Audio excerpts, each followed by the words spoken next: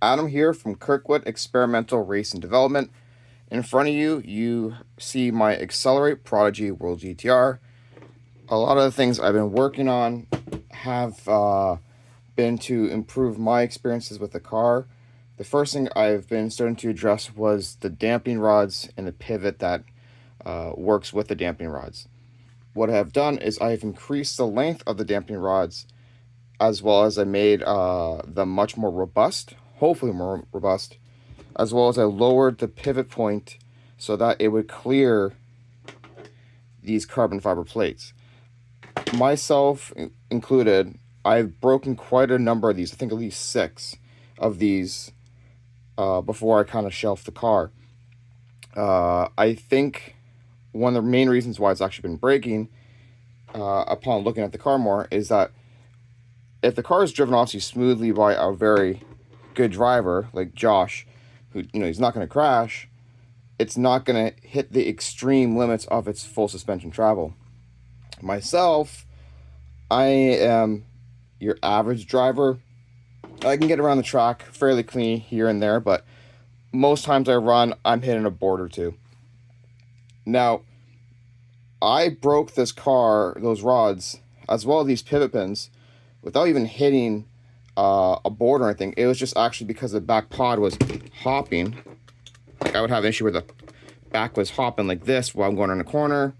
The car would traction roll, and from that traction roll, I would snap those. So I had started addressing these, made those longer, and it works quite well. I have fans in the way.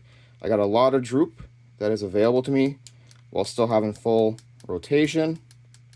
My pin is still engaged while I'm dropped all the way down. My motor is hitting the battery tray with the push all the way back. So I have full droop that's available to this car. Additionally, I can go all the way down, and I have all that travel here. Now, when it's fully depressed down in this position and I twist the car, those will just kiss the carbon fiber, but chances are I'm not going to hit that because that is sitting the car way below its minimum height. Like the bottom chassis is hitting the ground and I'm lifting the car up. So I don't think these are going to hit the carbon fiber. Now, in order though, what I did is I've actually made just 1 mil shims to shim up the carbon fiber just to make sure I don't hit it. What I've also been working on is I do not like where it has only those 2 rear springs and it has these rubber stops for the whole suspension. I don't like how the side springs are doing double duty, doing 2 jobs essentially, both doing the rear up and down travel as well as the rotation. I understand that there's rubber stops in there to add help aid in the rear suspension movement, but I really do not like the idea of using that. They get compressed over time. Even just sitting in pit bay, they kind of get compressed and get a memory effect. So every time you take the car out, it's going to kind of feel different here and there, and you got to try to chase it or something. Additionally, that where the rubber sits almost acts like the pivot point in one way. So if that's the pivot point and you're compressing the suspension and that's pivoting there, it's putting exorbitant amount of stress on those threads because you have so much leverage. If you gotta imagine how much is he pushing the back there, and you're pushing like a pound from here to that pivot, that's like 50 plus pounds being applied to that screw of effort. I mean, don't quote me on that. It's not math, but I'm just kind of using leverage principles. If that's going to act like a pivot, and you got this long fork arm versus a tiny one, it's going to put a lot of stress on that. So as you can see with this car, I don't have rubber stomps in there. I don't have the droop screws in there. I am not going to be using those. So what I'm going to introduce is my bracket that's going to do multiple things. So this particular bracket paired with this will allow me to run a single touring car shock. I believe this is about like a 45 millimeter shock. It's from an older Team CSO car or like an older T4 X-ray car before they went to the ultra low shocks. Very easy to get this kind of length of shock anywhere. That's kind of where I'm going to base the build on. So to assemble it, first off, here is your side springs. I have what fits on there pretty okay are the CRC conical springs that they use on the sides and some people use in the front. So this goes on there. It's easy for me to get these springs, so I want to try to play around these. So there is 2 tapped holes here. That's for your side springs. So I'm going to first start to get them threaded.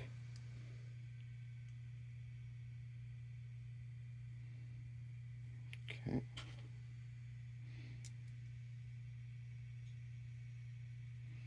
So that's threaded, and I'm just going to back them all the way out for now. Okay, so that is all the way to the top. Additionally, I'm going to put a set screw in the very back to allow me to mount my shock to this bracket.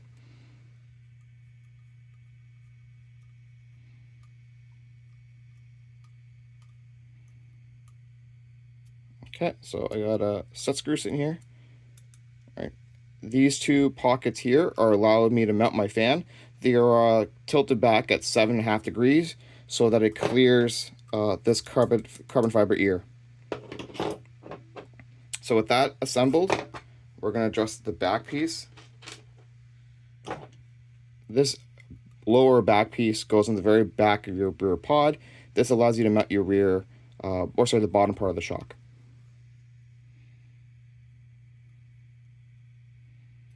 So it might be hard to see in film, but it's actually offset. It is 1.75 millimeters towards the right.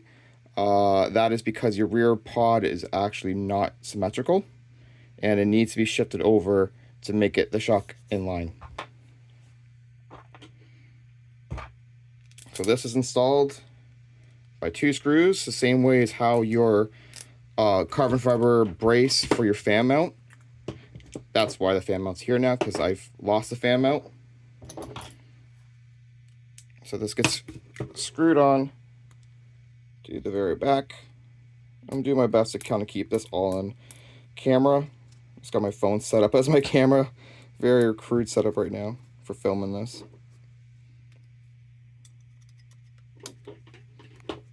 Get it snug down. All right. So what I found works very well is to kind of almost make this together as a sandwich. So I got screws. I want to say they're like a 12 mil length. It could be slightly longer. Anyways, a few to screw through here. Sorry for the quick hand motion. So I got the bracket. There's my carbon fiber wing. I'm going to grab my 1 mil shim. Stack it together as a sandwich. So I'm going to repeat on the back side and do that side.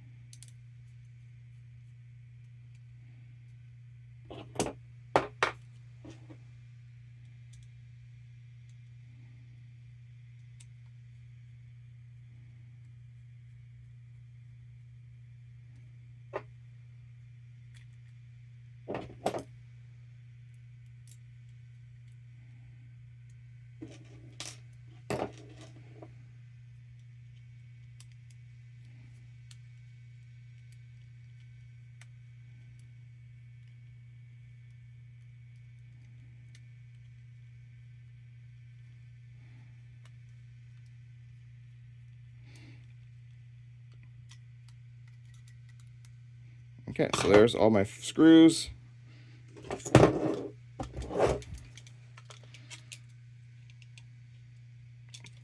out of the way.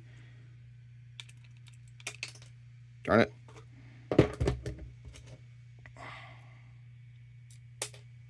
Butterfingers.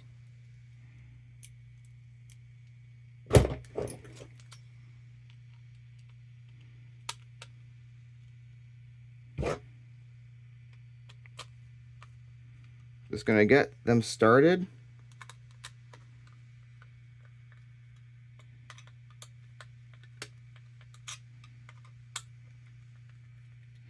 And it's going to give a quick check to make sure I'm in, nothing's missing. Okay, cool. So everything's lined up. So I'm going to tighten it all down. So everything is where they should be.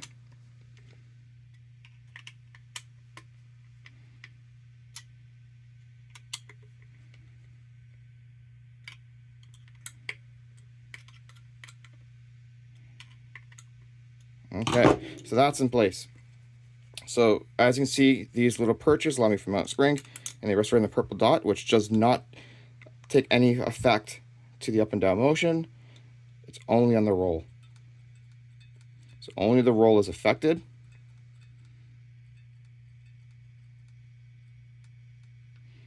Where my up and down does not get affected by it at all. So we're going to mount our rear spring.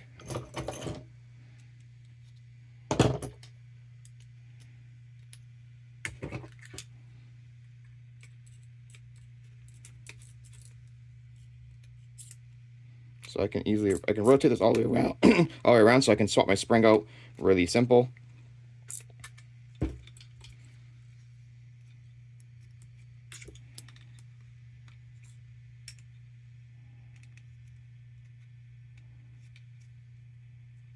And to give or take away droop, I just back off this eyelet, back it off or tighten it to provide my maximum droop. So you can see here, I got it's about 2 mil droop. By the time you go from here to here, it's about 2 mil droop. Just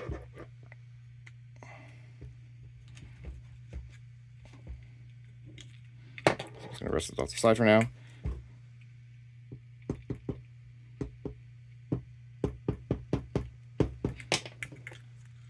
So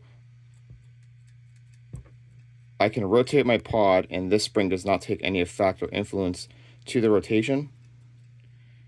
And I can move this up and down, and it doesn't affect any of the side roll. So now they're completely independent. It all just clears with my motor all the way back. I got a large amount of droop. So I can kind of bottom the chassis out, and I can pull my suspension up just a hair. So I have more than enough travel on my shocks. I can always put a limiter between the shock body and the bottom spring perch, so I can limit my maximum travel. I can adjust the eyelet on the bottom of the shock to change my droop, just like we do with the CRC car. And I have full articulation. So getting the battery in is a little bit more difficult, but it does go in. Again, it's all dependent on how you have your wires ran. But that went in actually way better than I thought. So what I do is I get this O-ring started on this side. I'll grab a screwdriver and use that to hook it over.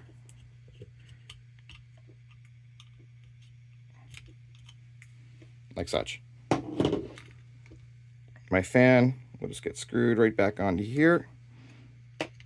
Which I don't have the screws over here, but that'll get screwed on like that, and it just clears everything.